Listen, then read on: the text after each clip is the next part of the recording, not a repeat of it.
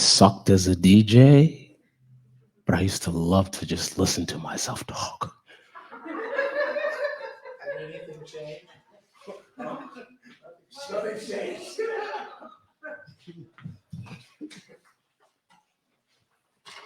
Nothing's changed at all.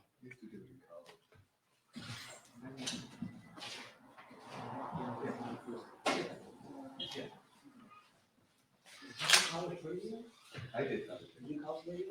School.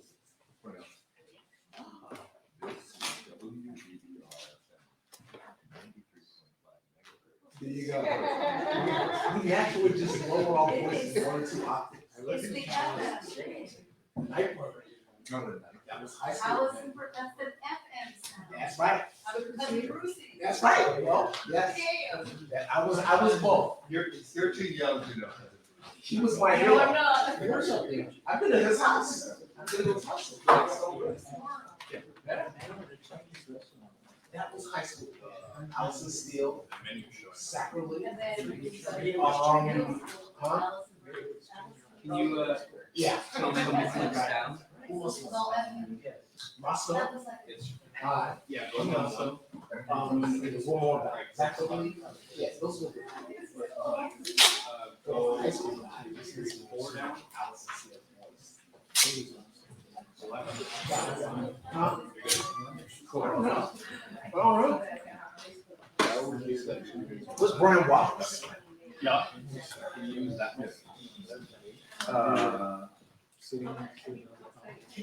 Brian, I'm ready whenever you are. Okay, you just have to find the mic. We're live now, but it's on a holding slide. Okay. So you let me know when you're ready. I'll grab it for Yeah, that one. Amen. Not yet.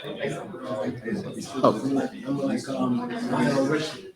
Yeah, but they said you take under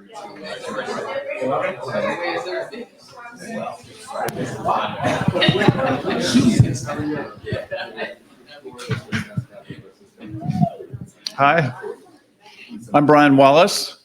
I'm Executive Director here at CPW. I'm filling in tonight for Sarah Danziger, who was the person, our Education Director, who's organized this incredible series of lectures. And I look forward to welcoming you all back every Thursday night to meet the artists. Tonight is very exciting for me to introduce my friend, Barry Mayo, who many of you probably know. Barry's going to talk tonight about his film and photography work. And I kind of consider this his third exemplary career. As you may know, Barry started out in radio and was a giant in the field. A short giant, but a giant nevertheless. Sometimes credited with introducing rap on radio and many other innovations. And his second career, I think, was leading cultural organizations and resources in Kingston. Many of you know him in that capacity. Board member at many organizations, including the Rear Center, the Dorsky Museum at SUNY New Paltz, and for 8 years on the board here at CPW, where he was co-president and one of the ones responsible for moving CPW from Woodstock to Kingston, which I think is really a brilliant idea. And why we're all here tonight. So the third career is as a photographer. Barry, as you may know, recently had an exhibition at the Wired Gallery in High Falls. But he told me the other day that he's just returning to photography after many, many years. He said his first big show was in Chicago 22 years ago, organized by Dawood Bey. So a good start. And he's picking it up again, and he's going to tell us about that tonight. So Barry Mayo.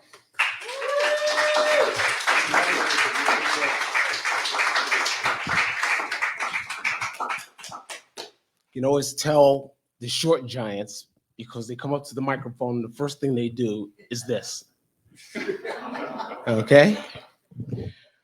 Wow.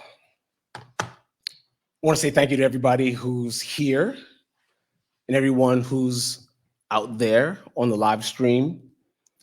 And because putting aside my propensity for verbosity, I want to say my thanks first because I may forget at the end, okay?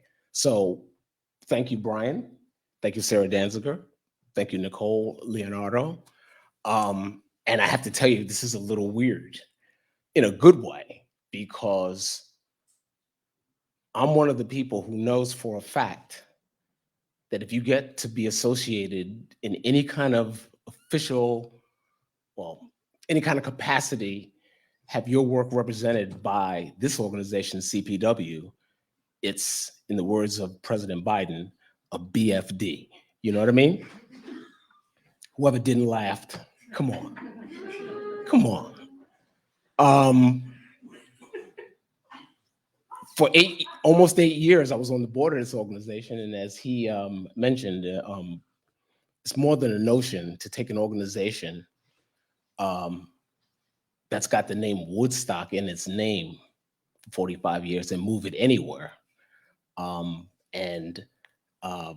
think the highlight of my time as a board member at CPW was being involved with a group of outrageously awesome Homo sapiens to move here. And of course, as a board member and a photographer, I always wished that I could do what I'm doing tonight, but I couldn't, but now I can. So thank you. All right.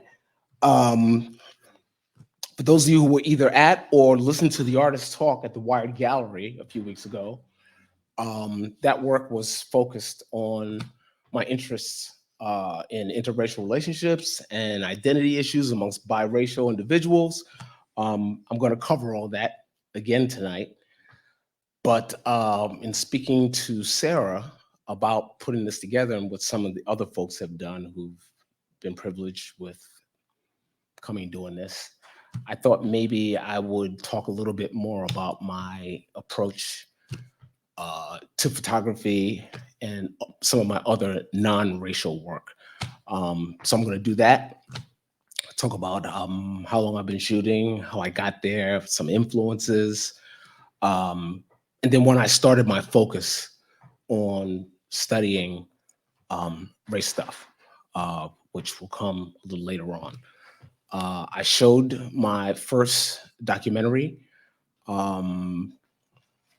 which was produced in 2016, was screened in 9 film festivals, won 2 awards, which shocked the hell out of me, but I had a lot of gratitude for that. And then I'm going to do something that most people don't do, is I'm going to show you a completely unedited, no color, no colorization, no sound stuff, just a few clips. It wouldn't even qualify as what we call in the film business a rough cut of what I'm working on my next documentary. So for you real filmmakers in here, Doug Manuel, no guff. You understand what I'm saying? I'm not an editor. I started doing what I thought was a rough cut a couple of years ago, and then just put some clips together and segmented them together. But I just wanted to give you an example of the direction I'm going in. And this is the fundamental reason why I left the board of CPW, so that I could get back to focus on my work, because I haven't done it certainly for the last 4 or 5 years when I was in leadership at CPW. So, I've got just a few, not a ton, a few images in 3 different buckets. I call shadow geometry, and then a few images that I've made through my travels, which I did fairly extensively in the last 10 years since I so-called retired. And then my observations as a street photographer, which a number of people have asked me, so what kind of a photographer are you? And I asked my friend Allegra Wild, who was responsible for helping me organize my thoughts and my images for my website. I said, what kind of photographer do you think? She said, you're a street photographer. And that is how I think. It's my approach to almost everything except for non-paid jobs. But if you went on Instagram and looked at my bio, it would say light chaser, shadow lover, nature stuff, street, and a documentary chronicler of Homo sapiens. All those things inform my work. I like to say, as a Cancerian man, that's horoscope wise, I'm a very sensitive individual and I feel people. And the juxtaposition of chasing light and looking into people's hearts is kind of the essence of what drives my photography. How many people in this room are photographers? Okay, so I can speak to, I want to talk about photography a little bit and go backwards, okay? Because I didn't know it at the time, but one of the best things that ever happened to me is that I did take some formal study over 30 years ago. And it has informed my approach to light. It's, to me, as an old school cat, it's unfortunate, but fortunate that you don't have to know almost any of that stuff to make a good picture with this. But the pictures, and by the way, this is the camera that I use for 95% of the images I take. It's called an iPhone. And, but my approach to either editing in these pictures or even setting exposure if I've got time on these things has been informed by everything I learned when I was shooting film and I had a dark room. For those of us who go back, when you think about exposure for film, the way I was trained, you would expose for the shadows. And hopefully, if you're good, you'd get detail in the shadows. The way sensors work in digital cameras, if you're looking for a well-exposed picture, you need to expose for the highlights. The things that drive me crazy are pictures where you see the whites, just solid white. And the best prints have detail in the highlights, the brighter parts of the picture, and details in the shadows. So where did I get that sensibility? I got that from learning something that Ansel Adams is credited with what's what I'm looking for, inventing the zone system. And it's seven zones that go from the blackest black, where it's like this, you can't see, well, this wouldn't even actually be that, it's pure black, right? Up to zone 7, which is pure white. And what you're looking for, and then there are gradations of light and gray between zone 1 and zone 7. And even in digital, I still think about the zone system all the time.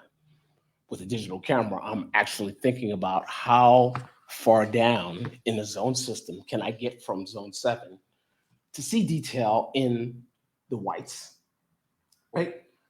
Without blowing out the blacks. And as I said, now it's with the advent of Photoshop and Lightroom and stuff like that, if you shoot a well-exposed JPEG or a TIFF file using RAW, and now in the latest iOS, you can shoot RAW natively, which gives you a lot more flexibility in capturing detail in the highs and detail. But at the end of the day, if when you do an exposure, if the blacks are totally blacked out, you ain't getting no detail in the blacks. And if the whites are totally, what we call blown out, you can't get the details And I'll show you a couple of pictures where that are my favorite pictures, printed by my favorite printer, who happens to be in the room, where you can see a little bit of both. And to me, that's the goal. I think it was in the mid 90s when I first started taking classes. My first camera for this kind of stuff, when I got serious, was a Nikon FM. Took me a couple of years to try to master all this that I'm talking about with that. I kind of miss shooting with film, but because this really does make you lazy. But if you have a DSLR, I think it's worthwhile shooting in manual and maybe starting by taking a class to learn about the relationship between ISO and shutter speed and aperture. I think all photographers, even people who use this, should know that stuff. All right, but that's just my opinion. And as far as Scump would say, that's all I've got to say about that. So, but you can do both. So let's look at a couple of pictures. This was there's a Leica photographer named Thorsten von Overgaard. Doug, do you know Thorsten? No. Okay, you know who he is. Yeah, well, he says always wear a camera. And of course, now you can with this, but I don't think you should, if you're a photographer, there's no place except maybe the bathroom that you should go without a camera. Because you'll think about how many times you'll see something and say, God, I wish I'd chronicled that. And you say, I didn't have my camera with me. So I actually, like if I'm getting off of a plane, I will get off the plane and set this up in iOS from 12 or 13, whatever the last two iOSs are where you can shoot natively in RAW. I'll walk off the plane with my phone in my pocket, ready to take a picture. This was one of those days at Newark Airport. Obviously, there were two people walking past. That's just their shadow up against the wall. And I did crop out the folks, but that's just a shadow of those folks. I loved it. Can we dim the lights a little bit? Is that too much to ask? Could we do what? Or is it not good for the- Okay. So the challenge is the folks looking at the live stream. I don't, you still have enough light for the live stream? Are we good? We're just using the photos right now on the live stream. Oh, well then, yeah, by all means. Actually, for the live stream, it is helpful with your voice close to the microphone. Okie doke. Live stream. I'm used to doing that. It's been a while, but It's in the general zone. General zone. Is this an omnidirectional cardioid? That is omnidirectional. Okay, but I'm close enough now, right? No, that's cardio. But you are, yeah, this is great. Am I in the sweet spot? It's perfect. I want to make you happy, man. It's important to me. And all the live streamers, we're getting a lot of thumbs up and hearts. Cool.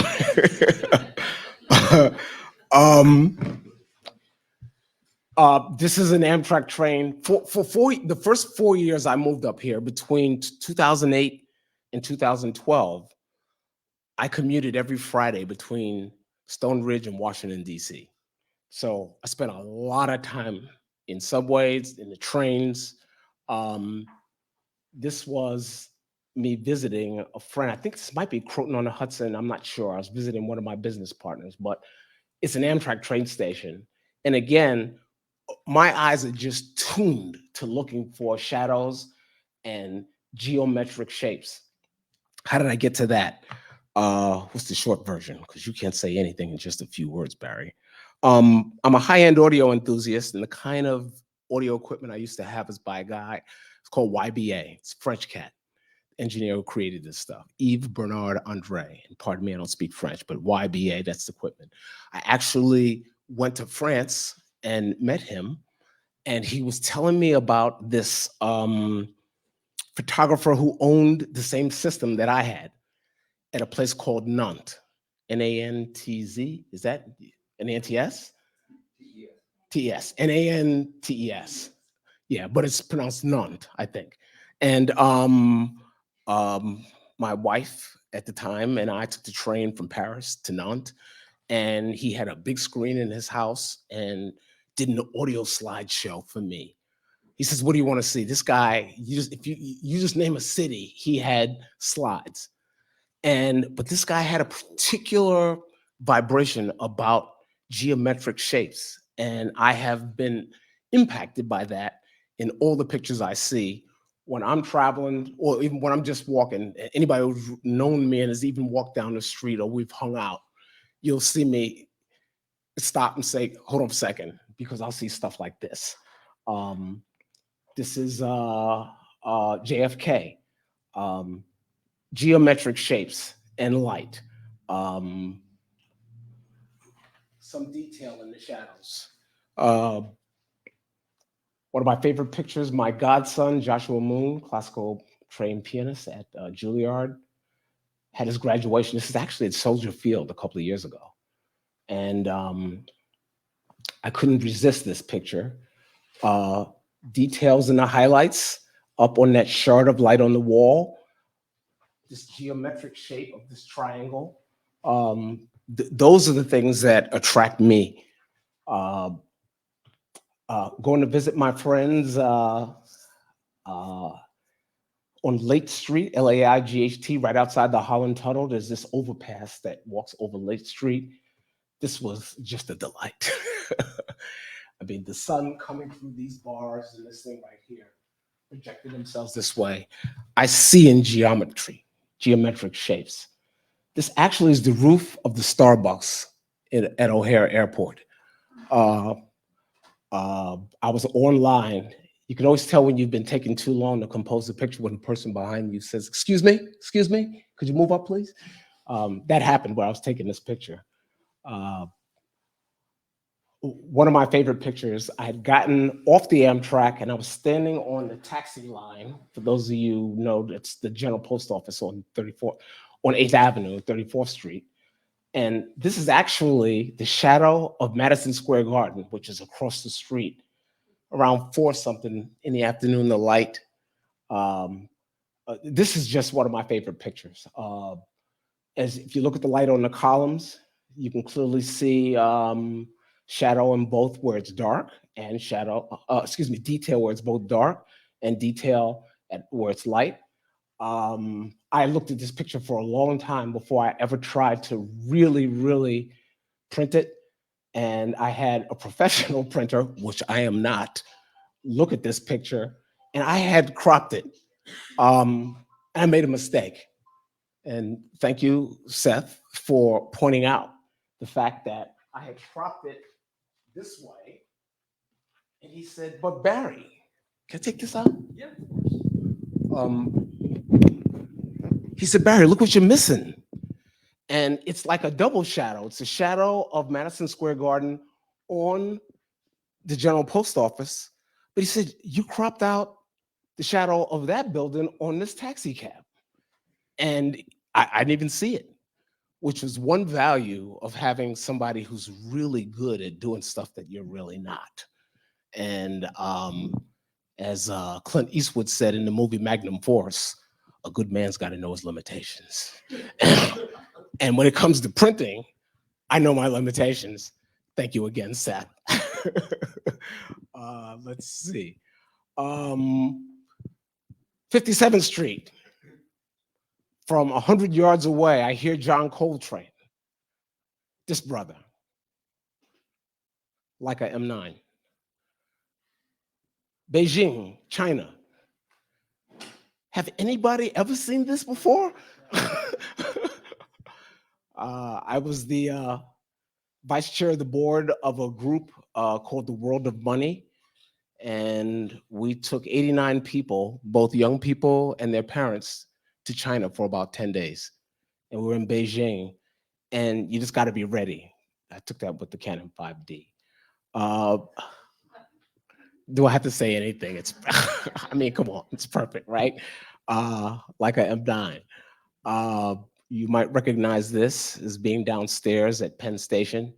This cat Lorenzo. This is when I was going back and forth. I think I took this around 2012 or so. And I stayed there and hung with him for a while. His music is amplified, and he's a bad brother right here.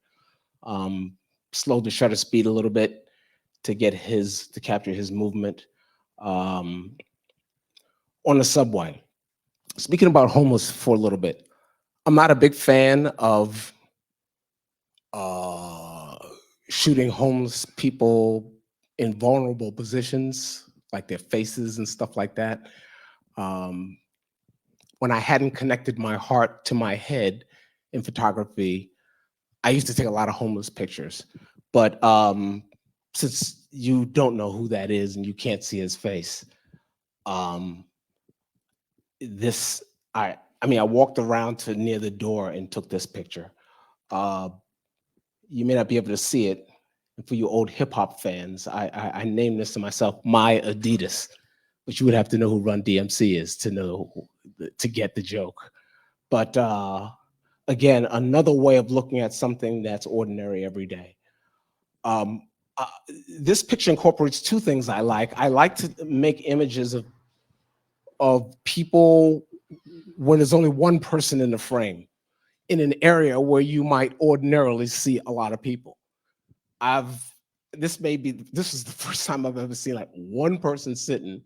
Obviously he's not happy. I'm assuming his bags did not come out and he's still waiting, right? But there's a compendium of geometry of lines and the story right there.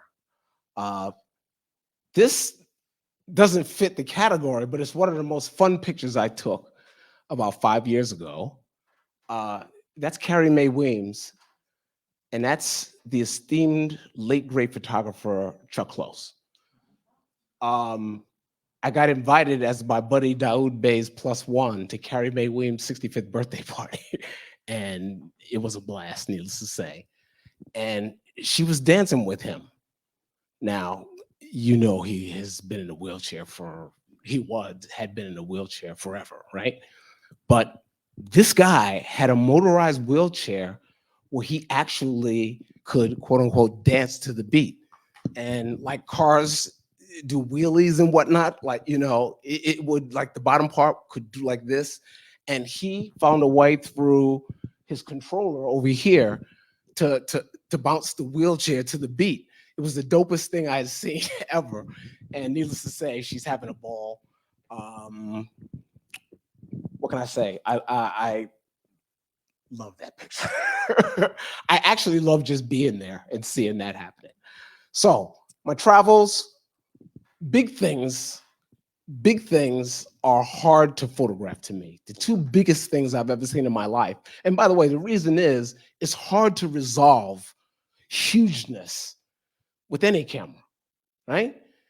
And the two biggest things I've ever seen in my life are the Grand Canyon, which I've been to twice, and the Great Wall of China. And to say that this is steep would be a massive understatement. I mean, you can kind of get an idea looking at this young girl taking this huge step. If you get to China, if you've never been there, there's a reason they call it one of the however many wonders of the world there are. It's the biggest thing I've ever seen in my life. And again, it would be wrong for me to tell you that this picture in any way, shape, or form captures the bigness of the Great Wall of China. And of course, astronauts can see it from space. I spent about 9 days in Israel. This is an old fortress called the Masada, overlooking the Black Sea. What sea is that? The Dead Sea, right. By the way, going to the Dead Sea and floating in it, I don't know what the sodium content is, but it's kind of wild. This is big and beautiful, and there's a large story about the history of the Masada as a fortress, which we won't delve into tonight. While this may look like a prison, it's just someone's home in a small town in Cuba. Back to my film days, Chicago Jazz Festival back in the 90s. One of my all-time favorite jazz voices, the late, great Nancy Wilson. This is in a small town in the mountains of Jamaica, in Redding, Jamaica.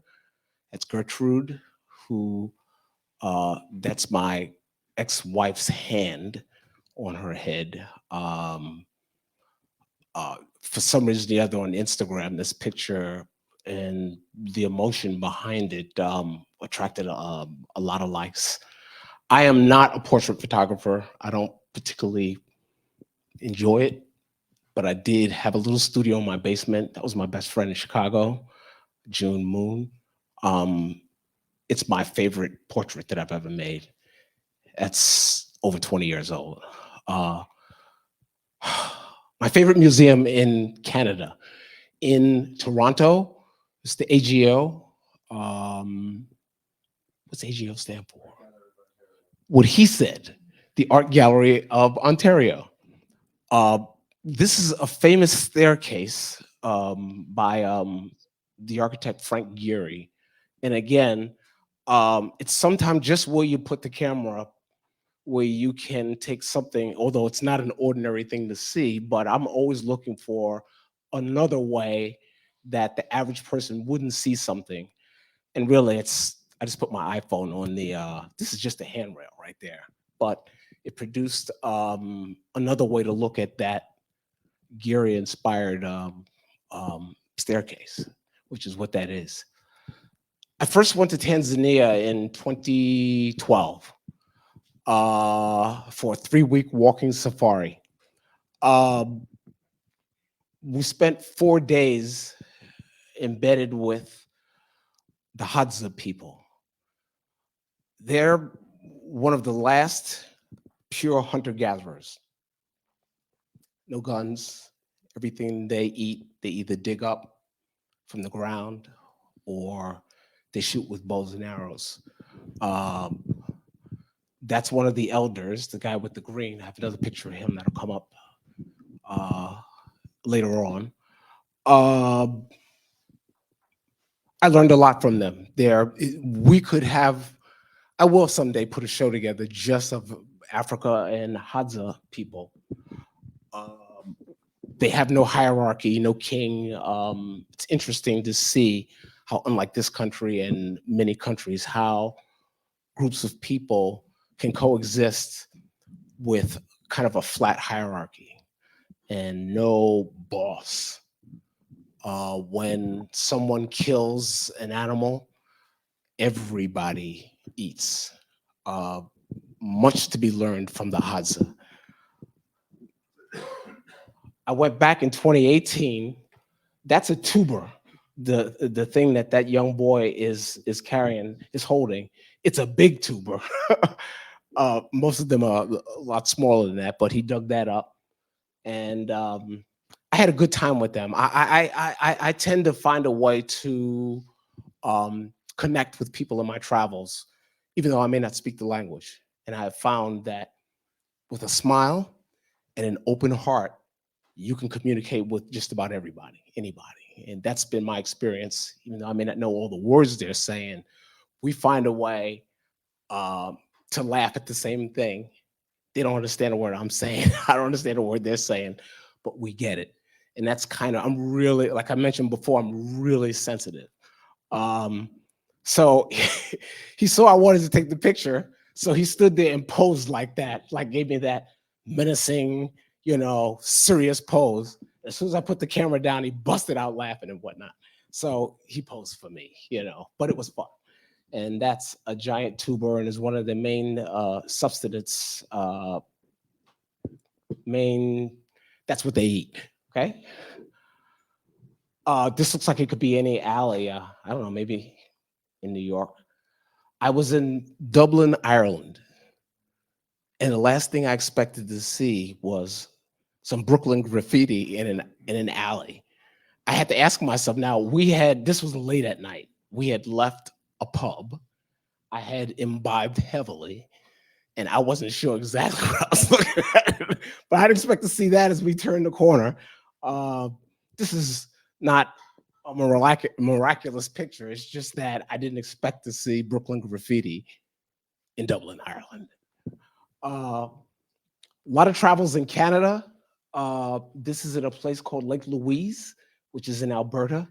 Uh, just beautiful. My approach to landscape, if you would. Um, Anybody been to Barcelona here? Sagrada Familia, Gaudi. This is an amazing place, one of the most amazing places I've ever visited. Um, on that wall, in his native language, which is Catalan, I believe, that's the Lord's Prayer. And this is why you always got to be looking. I'm always looking for pictures. And I just happened to see this woman standing there. She was overcome with emotion. It's a minute, a moment. It's a time and space, but you got to be looking. I happened to see her, and I felt fortunate enough to make that image. The day I made this picture was the third most emotional day of my life. The first two being the death of my sister and my mom. I had been hired to be a still photographer on a PBS show called Grannies on Safari. And I traveled with them to Ireland and to Israel. I made this image at a place called Yad Vashem, which does not allow cameras in. And the only reason I was able to make this picture is because we were shooting in there, you know. This is in a place called the Hall of Names. And you know, there were 6 million Jews that were extinguished during the Holocaust. In this room, they had, as of 2015, I don't know what it is today, but they had chronicled 4.5 million of the Jews. And part of their mission is to, I don't know if it'll ever happen, to have all 6 million, but I can't talk too much.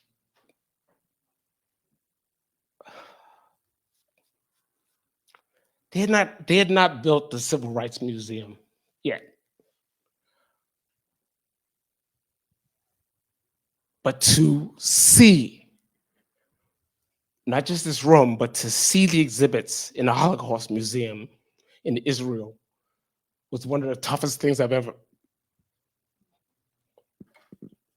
seen in my life. Still looking for geometry and shards of light, though, which was the motivation for making this image. Again, this is Montreal. Geometry, but it was the light on her face and those shadows in the instant, and it was just an instant that I caught that made that an interesting picture for me. And this, I think, is the last one of my travel pictures. Just, it's hard to remember how many pictures I made late at night after drinking a lot. But this is an alley in Paris, and the green got me. And that's all I've got to say about that. So, do we have any questions or at this point, or because you could stop me at any point if you want. I'm gonna go into the work that I showed at the Wired Gallery, and then I'm gonna show the Maya documentary that I showed then, but a lot of people haven't seen. And then we'll go into a little more biography and my new work. So, when I stopped working, when I retired, or whatever you want to use that word, in 2012, I called my good friend and mentor, Daoud Bey, and said, look, you know where I am as a photographer, but more importantly, you know where I'm not. And what's your recommendation for me? Because this is what I want to do for the rest of my life. And he said, you need to be in a community of like-minded people where you can critique their work and they can critique yours. And he ended up directing me to ICP, the International Center for Photography. They were on 6th Avenue at the time. They had a museum one side of the street, and their education department, the education module, or whatever you call it, on the other side of the street. They had a program called a CE program, which is a year long, continuing education. And it was during my time there that I decided to focus on race issues, particularly those that addressed either interracial relationships or biracial relationships. The reasoning behind that was at the age of 8, which is around 1960, I'm old, in New York City, they desegregated the public schools. Busing, right? I got bused I was the first Black kid in a school in the Northeast Bronx. I was living in the South Bronx. Father was a cop. My mom was a stay-at-home mom at that time, ended up working in the post office, so she retired. And long story short, going to school from then, for the most part, till end of high school with predominantly white kids, but going home to the hood left me with some discomfort in the area of identity. Often not feeling Black enough. Didn't want to be white, but I certainly didn't fit there. And frankly, I was in my early 40s before I became comfortable in my own skin. So that's the genesis. I just started focusing on this kind of stuff in stills and in video there. And I'll show you the first video that I made a couple of years after I left ICP. But before I do that, that's Makoa. He's one of the elders, doesn't mean boss, one of the elders of the Hadza tribe. And that's a guy named Richard Leiter. The only reason he's in this picture, two things. He's the guy who has taken a group of people for 25 straight years to Tanzania, the Lake Aisi region, and he has a relationship with the Hadza tribe. Needless to say, this part of the picture, which is where they're holding hands, which is a part of a custom, certain areas of Africa, men hold hands. They are not, it's not any indication of their sexual preference. It's friends do that. That's Makoa and Richard. The China pictures, I can't remember where we were because we were all over China. But we visited a martial arts school. They had regular classrooms too. The group that we took for about 8 weeks prior to us going there, the kids who were in age from 8 to 18 had to learn some, not sure whether it's Mandarin or Cantonese, but they had to learn some of the language. And the two cultures melding here is what was of interest to me.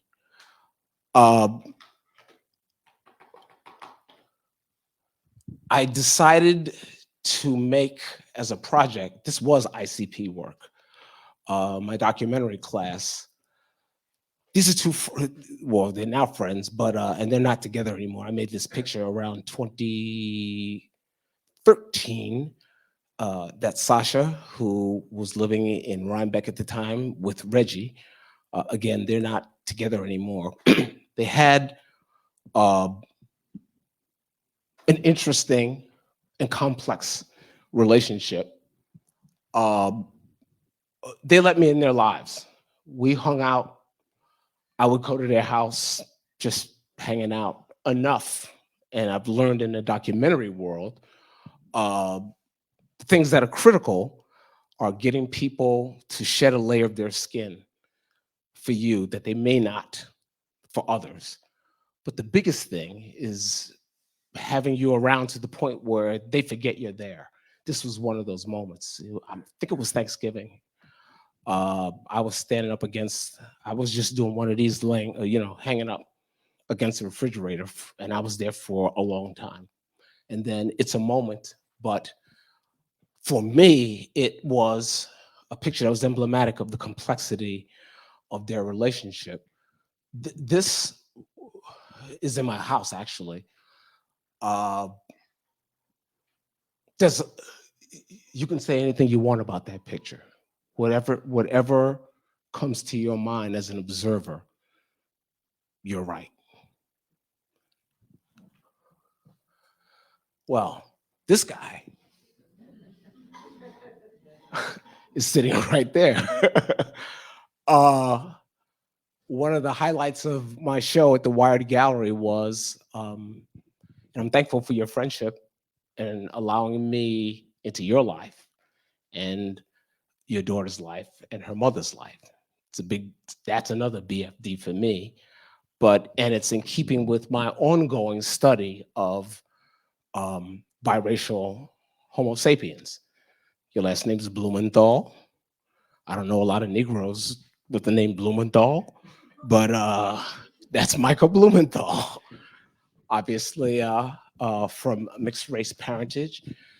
And my goal in that day, I went to shoot him, their daughter Locust and Catherine, was to find a way to portray each of them as individuals, but to kind of show some separation.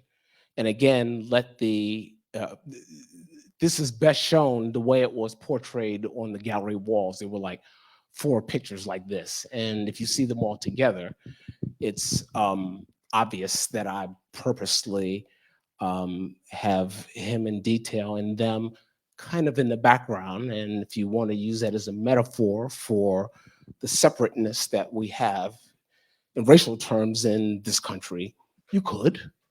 That was my goal. I did shoot it that way. And I shot each one of them as an individual the same way. It's Catherine, it's Lotus. But this is the Barry Mayo vibration. Everybody's on the same plane. Everybody bleeds red. We're all the same, one. And so that's why they're all on the same plane and they're all together. That's how I saw them. And again, thank you, brother. So that's the work I had at the Wired Gallery. 2 years after I left ICP, I did this documentary about a 20-year-old Bard student.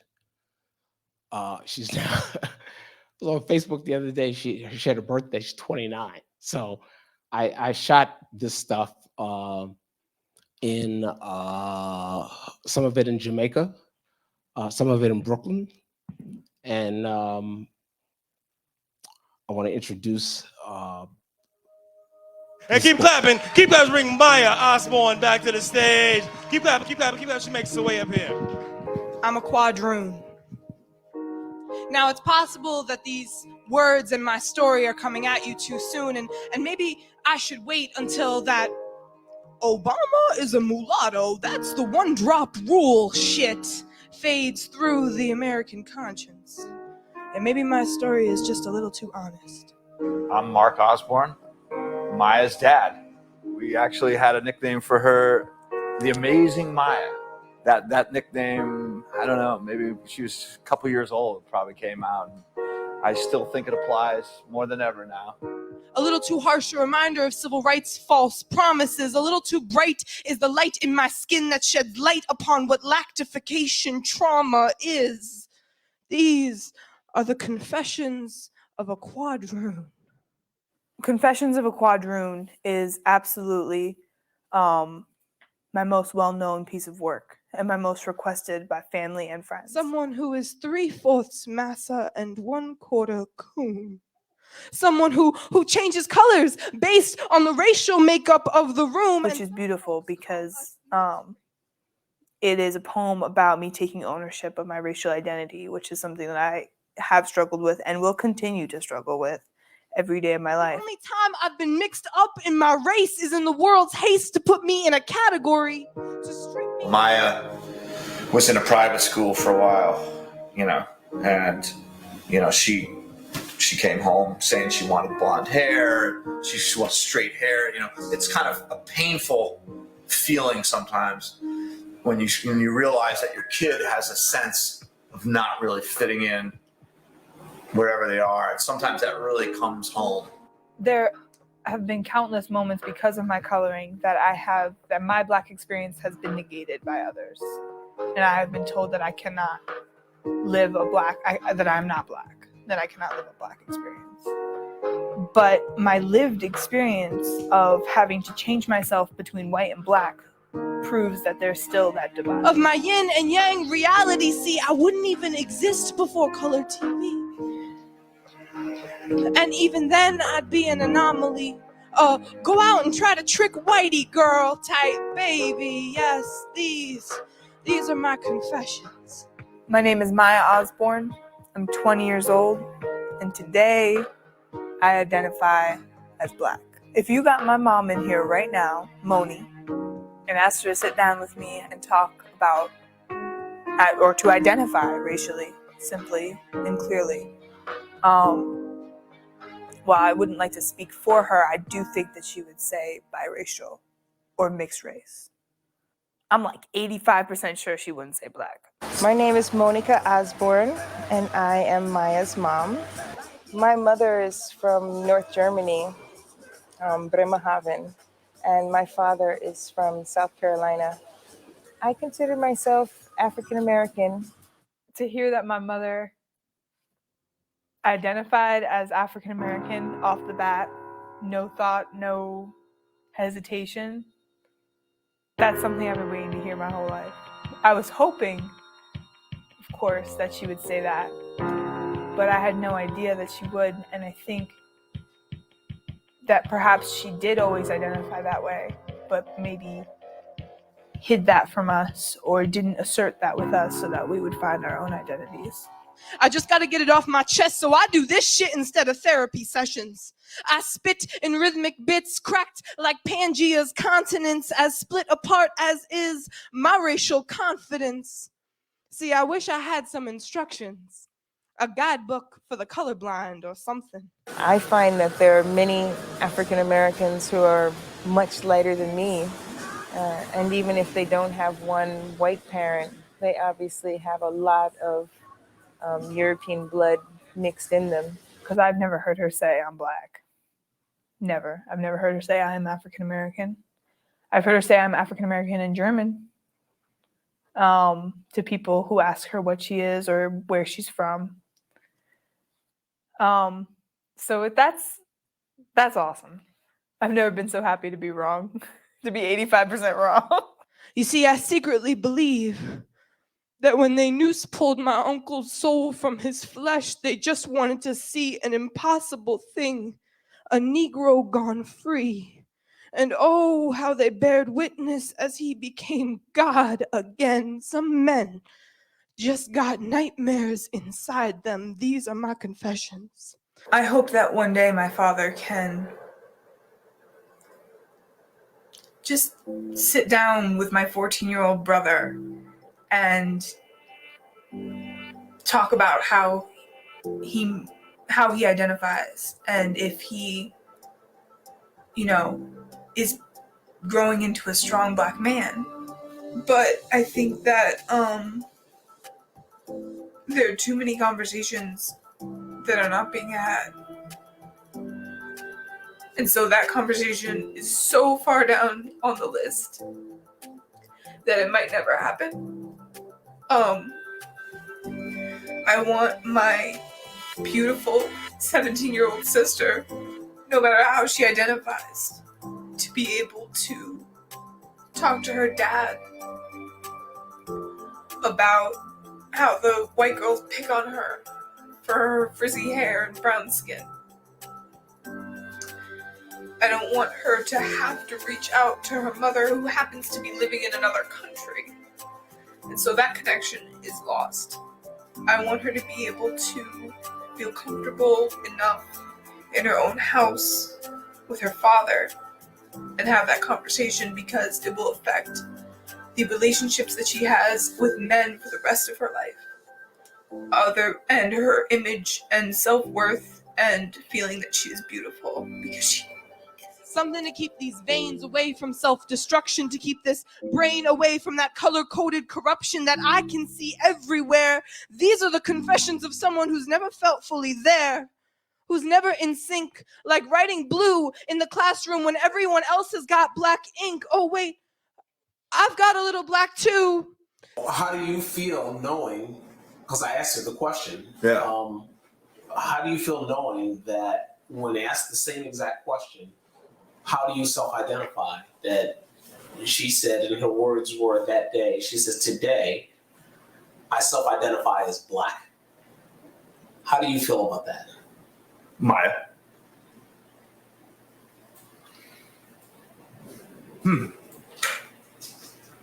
So, should I repeat that question? I asked Maya, Yeah. how do you self-identify? And her exact words were, today, I self-identify as black. Yeah. I think it's very difficult for Mark to accept the fact that his children would identify as being black. And I don't think it's really a racial issue. I think it's more of a father wanting to have that bond with his kids. He wants them to be able to relate to him. And there's certain things about being black that he could never relate to. No matter how many African drum classes he takes, no matter how much world music he knows, he would never be able to understand the experience of being a black person. Maya has one of her lines about Obama in her Quadroon poem. She talks about Obama, kind of consciousness or that we're in now. And it's funny, I mean, to have a mixed race president, but of course he's a black president. He's the black president. It's so true. I mean, it's so unfair to his white mom in a way. And I feel that sometimes too. Like when you said Maya identifies as black, well, okay, I guess I got negated out of this, I guess, and in a way society does that to create one drop of blood, or if you're an eighth of octoroon, you're black. Man, it's unfair to be the white parent in that formula. Said, I've got a little black too. I've got a little black too. Well, great. Now you can color me till I am black and blue, bruised from being beaten with my own confused roots. These are the confessions of a quadroon. Someone who never knew. No matter whether Maya marries someone black or someone white, her kids are going to be mixed raced. And be really wonderful if the next generation of mixed race kids could be more accepted and feel more a part of the community and feel more love. And just to have people have an understanding that what it does to a kid to always be made to feel like you were on the outside of every group. The man that I married and the father of my children will have so much love in his heart that his race or my race or the race of our kids will be such a non-issue that we will be able to raise beautiful, loving people to send out into this world next. I don't precisely know what it would take to overcome racism in this country. I think that's a big question that we all need to think on. But I do know that my lived experience of always being different and knowing that I am always in some way different than the person standing next to me has absolutely taught me to accept and value all people of all backgrounds. So they told me to pray. So I prayed to God. I prayed to God, asking him to tell me what to do. And when I asked, he told me, child, your life would be easier if you were to just pass. I would live an easier life if I were to just pass for white. But you know what? That don't quite feel right.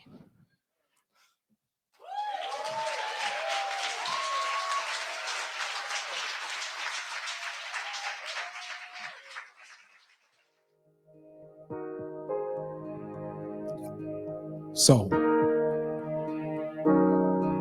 that was my thank you. Thank you. That was my maiden voyage into putting together my exploration of dealing with the identity issues that some mixed race folk have. While both my parents are Black, I relate to a lot of experiences that I've learned from my biracial friends. Just the feeling of, at certain points in your life, just feeling like an other. And while I struggle with that less today, at age 70, I can't say that I'm all the way there. So, while I was, by the way, she's obviously a very talented spoken word artist, and I filmed that back at the Nuyorican, what he said, Nuyorican Poets. Ward, if you had never showed up, what the F would I do? My official marketing guru. That's right. And he fills in all the blanks for my travels. Thank you. When I went down to Kingston to record Maya's mom, I met a guy through Maya who was walking on the beach. He's maybe about 4 years older. I think he's probably around 24 at that time. Guy named Zafan Cole, who also was biracial. And I was like, wow, how lucky did I get? And I started chopping it up with him and asked him if I could meet his mom and his dad. And do you think they would allow me to photograph them and to maybe talk to them about the subject? And with loving hearts, they said yes. So at the same time, I did my first interviews with the three of them. I knew I had to go back because I didn't have enough to finish, and I still haven't finished. I did go back in 2019, in December of 2019, and my sister passed. Last of my immediate family members, a few weeks after I got left there. And then in March, the pandemic came. And by this time, I think I was the co-president of the board, and it was just too much. So my work in this arena got kind of put in the back, on the back bench for 4 or 5 years. But I went back, did some more. I need to make a third trip to make about 3 more interviews. So I'm gonna do something which most people don't do, which is show you the work in progress from meeting Zafan, his mom Jane with a Y, and his father. They're all Buddhists. And I want to say in advance, there's some a language thing here. It's been very difficult for me to talk this long without cussing, because if you know me well, but there's a couple of F-bombs and a few N-words in here. So for the folks who are live streaming this, and you know, it is what it is. Okay. I am not an editor. I started doing a rough cut a few years ago. When I went back in 2019, I just had my iPhone. So it's going to be real. And all I did after the part where the mother says, well, I'm not in my own shoes, I went back in 2019, so it's 5 years later, and I showed Zephon the video of him from 5 years before, and I, filmed him watching that, and then just put a couple other clips back to back to back. So this is for my friends who know film, Steve Wexler, Mr. Manuel. This isn't even a rough cut, but give you an example of where I want to take my work. And my plan is for the rest of my life to be introducing myself to people of mixed race, to get them to know me and my heart well enough to let me into their lives. I have two cohorts of people for the work that I make in video. One is to give them a voice to express some of the things that maybe their close friends or family may know, but everyday people may not know the road you've walked. And the rest is for the masses of ignorant people like, me before I started thinking about this, who have no idea what some folks go through in their life, feeling not all as an other. This guy's situation is a lot different than Maya's, and I'm amazed at the differences in different biracial people, their families' lives. He was born in Harlem, and they moved to Jamaica. Everything I shot with him is in Jamaica.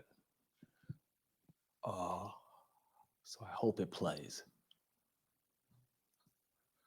And we're on the bus, and this one little white kid comes up to me and calls me a nigga and pushes me. No, this is in America. Out of nowhere, I wasn't talking to this kid. I was actually talking to somebody else.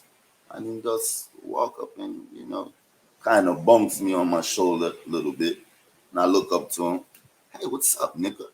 Yo, you're a fucking nigga. And try to give me one of those, mush. So, I mushed him up pretty good after he did that, Yeah, they had to scrape him up,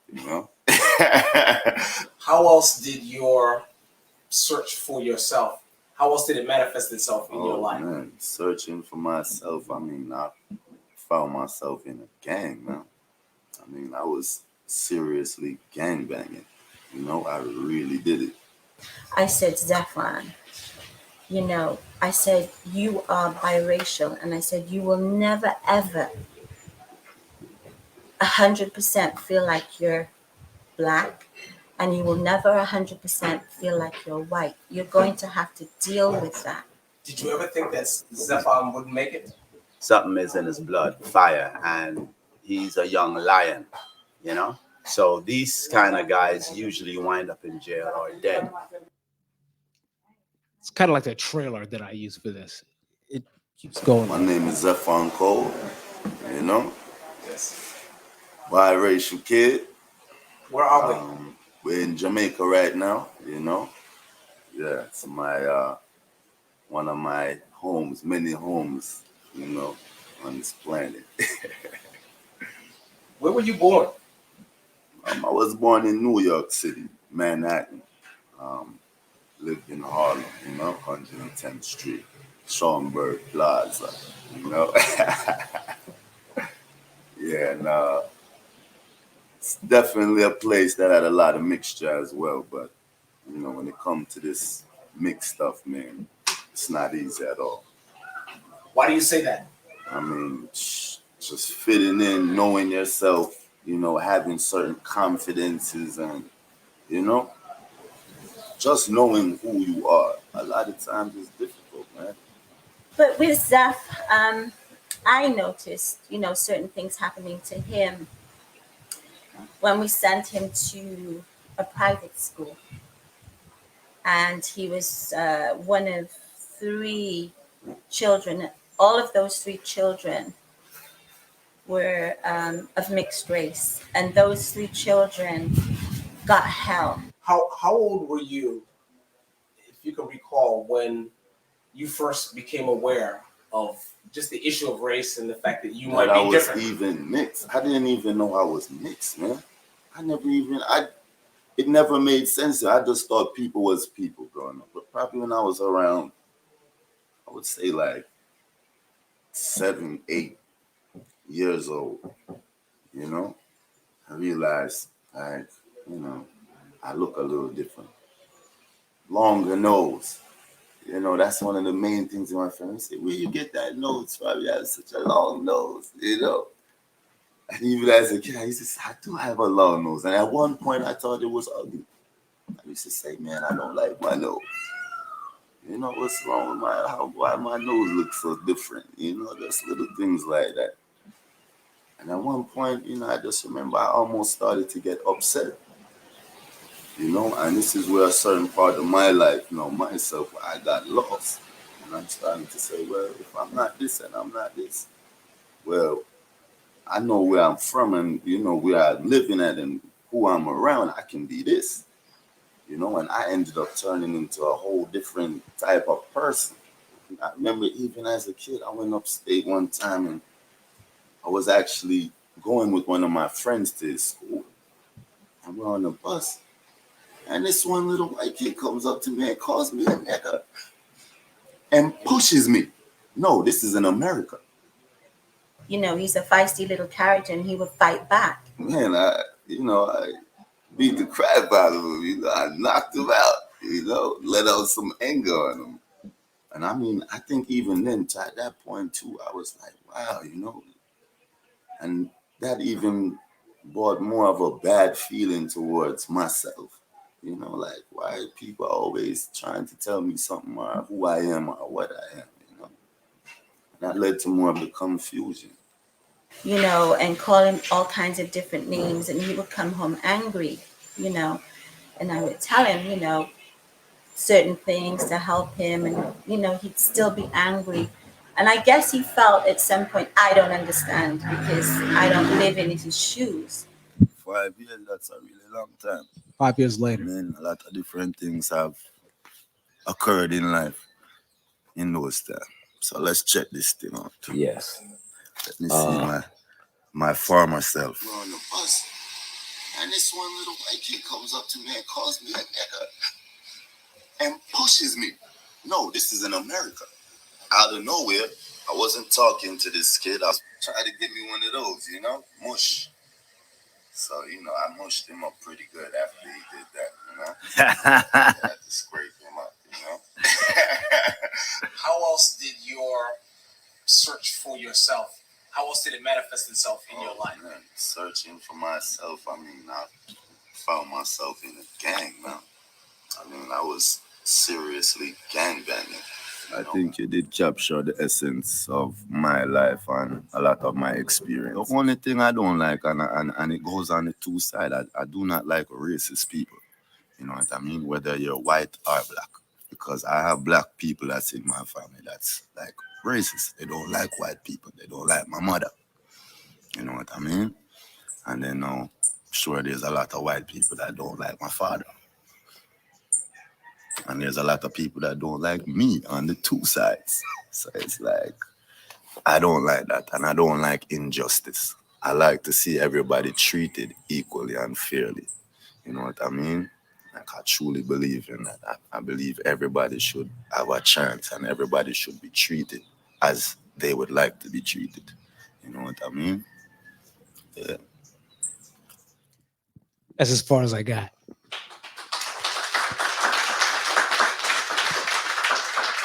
Thank you.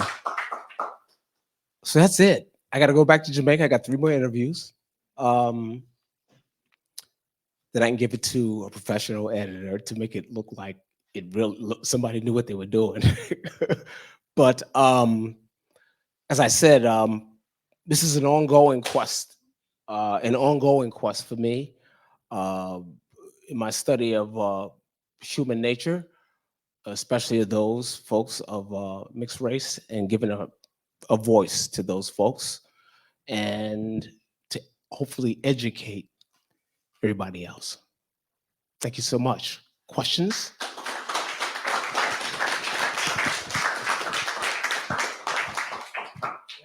Yes. How soon can we see the feature-length version of this? Produced by your daughter. Distributed by your daughter. You're right. Well, my daughter is the president of Orion Studios in Hollywood, and she would be the first to tell me, "Are you kidding?" She says, "We're trying to sell tickets. We want to make money." Well, we'll see. But I think Snowballs would likely be thriving in hell before she gave me a shot at a feature-length movie. You know. Any other questions? Well. So Barry, can you draw links between your musical world and your photography world? That's a great question. Yes, but I do that kind of in my head. In 1995, after my partners and I sold our company, our radio company, and I semi-retired for 7 years and became a bum, but that's when I first started taking classes and really studying this stuff. When I took Photography 1 at Columbia College, and the first time I saw an image to come up, Nadine, in that developer, I saw jazz. And in the darkroom that I built in my house in Chicago, my big printing night, such as it were, was on Sunday nights. And I had a high-end music system installed in the darkroom. And for hours, I would make prints to jazz. So music is geometry, it's math. And I never really thought about it much this way since you asked the question, but there's math and geometry in those pictures. There's a connection. I don't know, had I never been involved in music in the kind of way that I was for 35 years, if I would have ever seen some of these images or have light displayed that way. We'll never know, but doesn't matter because I'm glad I did. Any other questions? Yes, Michael. Comments are free. I'm very happy to see your stills. This is my second time seeing the Maya video. Yes. And the impact was just as great the second time. I love the second family that you're working with, and I just commend you on a job well done. Thank you so much. Thanks a lot, Michael. Anyone else? Seth. Hi. Hi. So my brother is a person of mixed race, half brother, I guess, by blood. And it's interesting how you've chosen these people. And I'd like to hear you speak to why you chose those people of mixed race. And do you feel like they have a perspective?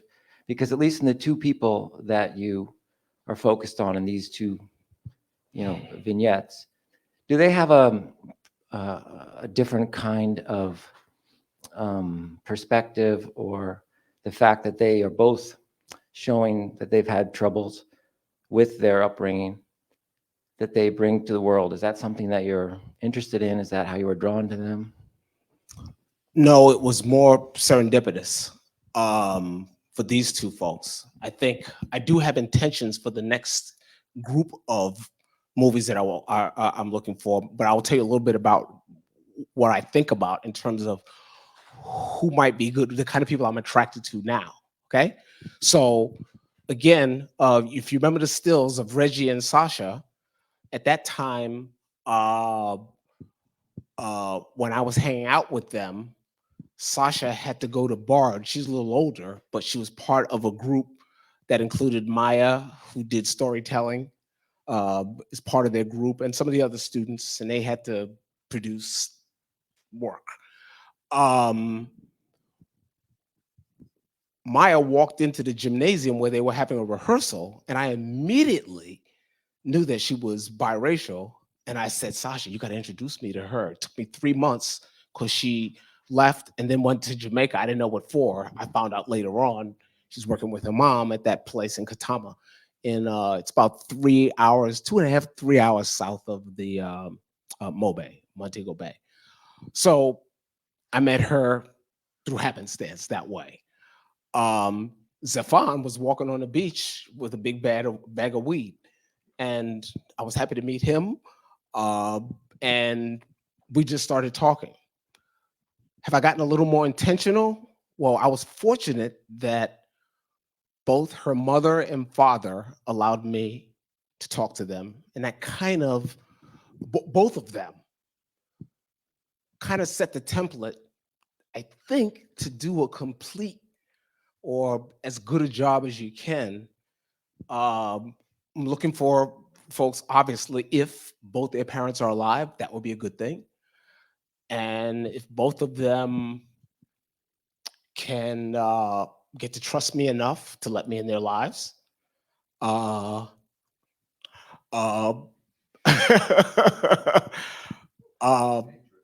What'd you say? Well, the best things in life are dangerous. That's my 70-year-old saying that self. So those are the ingredients that I look for, if possible. I'm also interested as I move forward. Both of them were in their 20s. I'm looking for, to speak to someone who has a broader perspective, who's in their 40s, 50s. Ultimately, their parents wouldn't be alive, but I'd like to speak to someone who's in their 60s or 70s and talk about what it was like to be biracial, ever since the Loving case. Or if I can find someone even before that, where it was against the law for a Black and white person. I'm also interested in not just Black and white people, but I would love to make a documentary about someone who was Mexican married to someone who was from China, So this is why I consider this life's work, because I'll never finish. I took a break during my 7 years with ICP, but I'm back at it. This is my focus now. Yes. Just a couple comments. I think it's interesting that the two people you spoke, one of them lives in America, one moved to Jamaica. So I think it would be interesting to compare being of mixed race in America, being of mixed race in Jamaica, majority Black country, because it seems like a lot of the issue here is that we're either white or Black. So I think that would be really cool to, and Yes. also I hope you can understand him in 5 years. He's sounding more and more Jamaican. Right. No. Well, I don't know what age he was, but he was old enough to be gangbanging in New York. So, but he is a good example because he lived a good part of his life here. Jamaica, if you spent some time there, and my ex-wife's family is from Jamaica, so I've spent a lot of time in Jamaica, not even before this stuff, and they have essentially a one love vibration there. You didn't see, as I was going through the clips last night and adding the 2019 stuff, and I asked him about being biracial in Jamaica, and he said it's the cultural vibration. It's not as big an issue in Jamaica. They're on the one love. Bob Marley talks about it in that Exodus album. They're on the one love vibration down there. There's a lot of mixed race Chinese and Black living in Jamaica, but he said the issue in Jamaica is more of a class issue than it is a skin issue. And the other thing I want to say, Barry, is that, with DNA, like my yoga teacher this morning, who's Black, said, I just did my DNA and I'm 51% European. I mean, I think that people are really interested in, Wow. and we find out that, I found out I'm like 1/8 Chinese, totally news. These Yes. stories that were covered up are coming out because of technology. So I think it's a really interesting topic that Well, scratch the surface. correct. It's a lot of mixture. And if you want to, break it down and keep it 100, the reason I fell in love with that guy, Richard Leiter, who I met at Omega and Rhinebeck's winter place called Blue Spirit, which is in one of the blue zones in Costa Rica. And he's, by the way, he's written 11 books about purpose. And the relationship I've had with him has been transformative because I went at a time where I was ending my career for 35 years in radio and trying to figure out what do I want to do next. And I actually went to that week-long group of workshops to meet him, to hear about, about purpose. I lost my train of thought. I forgot. I'll come back. What else?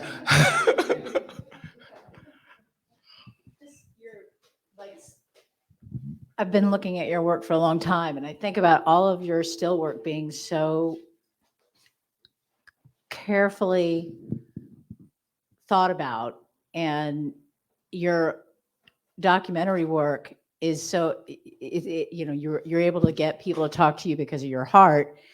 And there's a lot of chaos, like the birds and all of the stuff going on in that, scene. And there was with Maya too. And I think that's going to be interesting to navigate, like what you like to put together visually. Yeah. And then what just happens because you're having these conversations with your heart. Yeah.